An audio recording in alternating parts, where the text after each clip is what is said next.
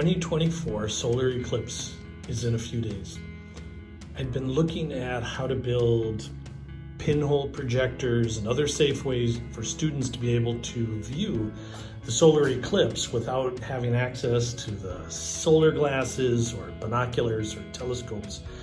And I found an idea that uses the refractive material inside a DVD or a CD in order to make lenses to protect my phone's camera, so that way I could take solar selfies. And you know what? In a matter of about an hour, hour and a half, I was able to make 4 different lenses of different heights, and even one that can cup around the corner of my phone. And it is amazing. The photos of the sun are fantastic. It really doesn't take too much. You just have to be really careful with some of your tools. You need to separate the 2 layers, which could easily be done with a box cutter and sliding that in. Once I get it inside there, all I have to do is pop it. See? And these 2 start to separate, and I can get the plastic layer off. I tried cutting it initially, but the metal layer, the refractive layer, is very brittle, and you can see there's a lot of cracking when I try to cut it when the 2 layers are together. Once they are apart, now I have this beautiful piece that I can use in order to make my lenses that I can put directly over my phone, so I can take either a solar selfie or I can mount it on the backside in order to use my regular camera. The marking on the outside of the CD, the sort of labeling or whatever, comes off really quite easily.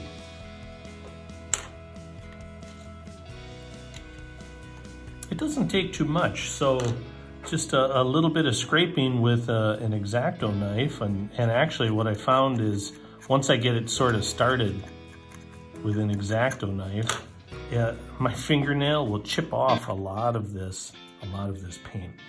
The plastic actually cuts quite easily with a scissors, so I can cut this, and I'm just going to cut the initial shape to minimize cracking. You can see how fragile that is.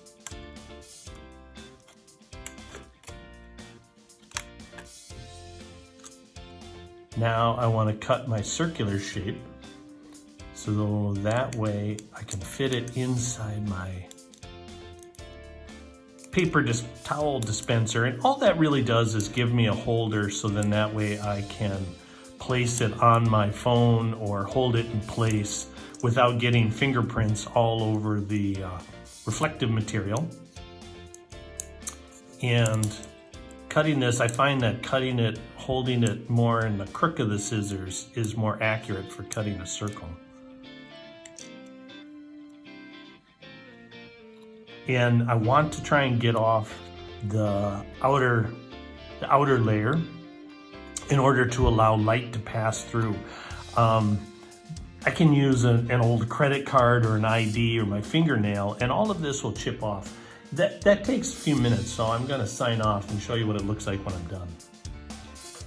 All right, I'm just about finished scraping off all of the labeling from the one side of the DVD.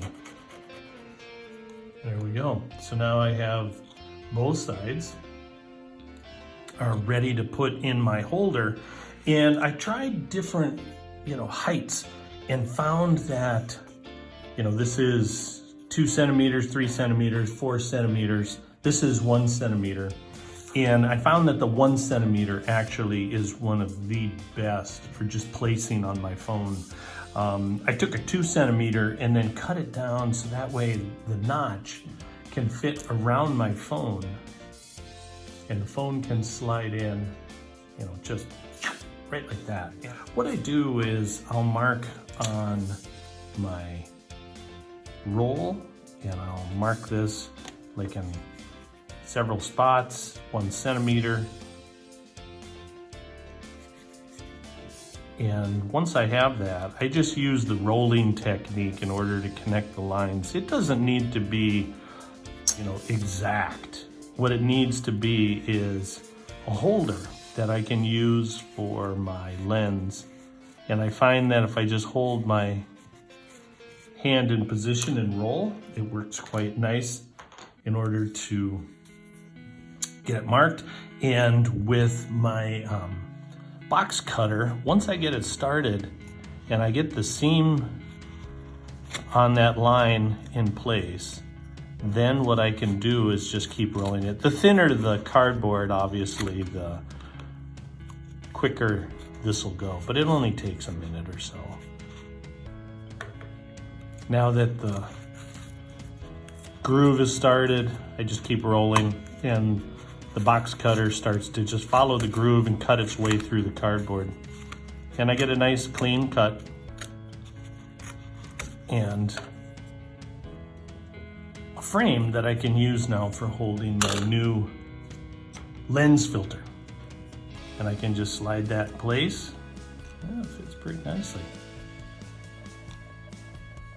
It can hold in by pressure. I don't have to use glue. I don't have to use tape or anything like that. And now I have a quick filter for my phone. I can place it directly on my phone, and I'll just show you what it looks like. Fortunately, we have some cloud cover, but if I want to use my regular camera, I can also easily mount this filter directly to my camera, and the light coming through there is now refracted, and I get greater detail of my sun, and hopefully I can get a really cool refracted image of what our 2024 solar eclipse will look like here in Minnesota.